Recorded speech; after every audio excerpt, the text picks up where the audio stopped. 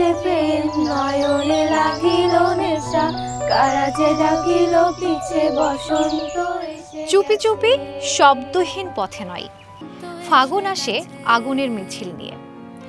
শিমুল পলাশের লাল পতাকা উড়িয়ে সে ঘোষণা করে, শীতের শাসন শেষ, এখন হৃদয়ের অধিকার।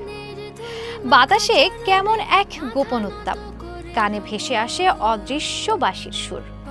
প্রকৃতি যেন নিজের বুকের ভেতর লুকিয়ে রাখা প্রেমপত্র একে একে খুলে পড়ে শোনায়।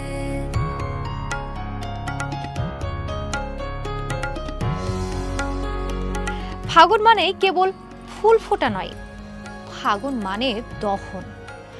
সেই দহনেই জন্ম নেয় প্রেম, সেই আগুনেই পুড়ে যায় ভয়, সংকোচ, সামাজিক মুখোশ।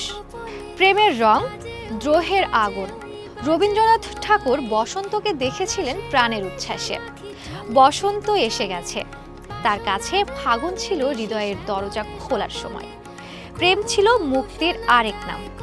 আর কাজী নজরুল ইসলাম, তার ফাগুন ছিল বিদ্রোহের। প্রেম তার কাছে দুর্বলতার নয়, শক্তির। আগুনের মতো তেজি, বজ্রের মতো উচ্চারণ, আমি চিরদ্রোহী বীর। এই দ্রোহ কেবল রাজনীতির নয়, সমাজের শিকল ভাঙা।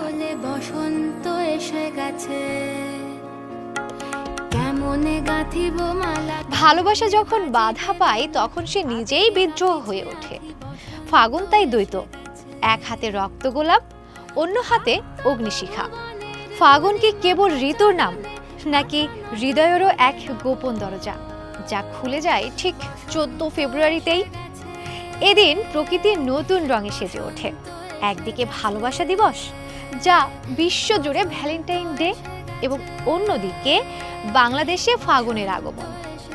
বাসন্তী আর লাল দুটি আলাদা রং, অথচ আজ তারা একই স্রোতে মিশে যায়।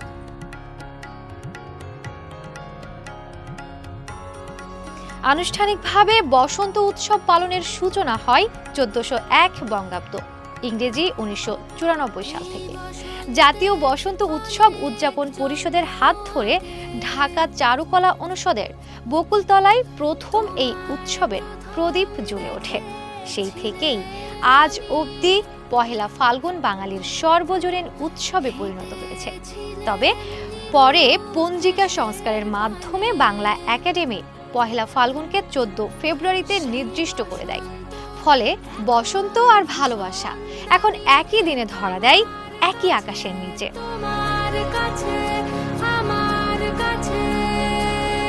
বসন্ত এসে গেছে। লোক মুখে প্রচলিত 270 খ্রিস্টাব্দের দিকে রোমান সম্রাট দ্বিতীয় ক্ল্যাডিয়াসের রাজত্বকালে সেন্ট ভ্যালেন্টাইন নামে এক যাজক ছিলেন। সম্রাট তরুণদের যুদ্ধে পাঠাতে বিয়ে নিষিদ্ধ করেছিলেন।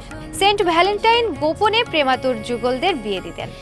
এ অপরাধে তাকে 14 ফেব্রুয়ারি মৃত্যুদণ্ড দেওয়া হয়। তার ত্যাগের স্মৃতিতেই দিনটি ভ্যালেন্টাইন ডে হিসেবে পরিচিতি পায়।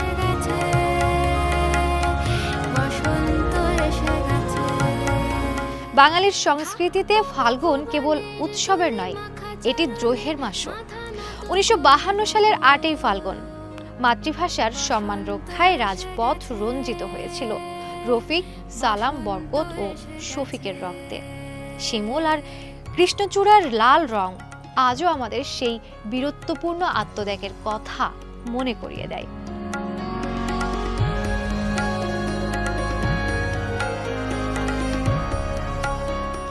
ভাষা শহীদের সেই রক্তের সোপান বেয়েই অর্জিত হয়েছে বাংলাদেশের স্বাধীনতা। তাই পহেলা ফাল্গুন বাঙালির কাছে একদিকে যেমন সৌন্দর্যের প্রতীক, অন্যদিকে তেমনি ন্যায়ের পথে লড়াই করার প্রেরণা। বসন্ত ঋতুকে কালজয়ী করে তুলেছেন আমাদের কবি ও সাহিত্যিকরা। কবি সুভাষ মুখোপাধ্যায়ের সেই বিখ্যাত উক্তি, ফুল ফুটুক আর নাই ফুটুক, আজ বসন্ত। অথবা বাউল সম্রাট শাহ আব্দুল করিমের বসন্ত বাতাসে সৈগ গানটি আজও প্রতিটি বাঙালির হৃদয়ে বসন্তের দোলা দেয়। সামিয়া শোভা, মানবকণ্ঠ।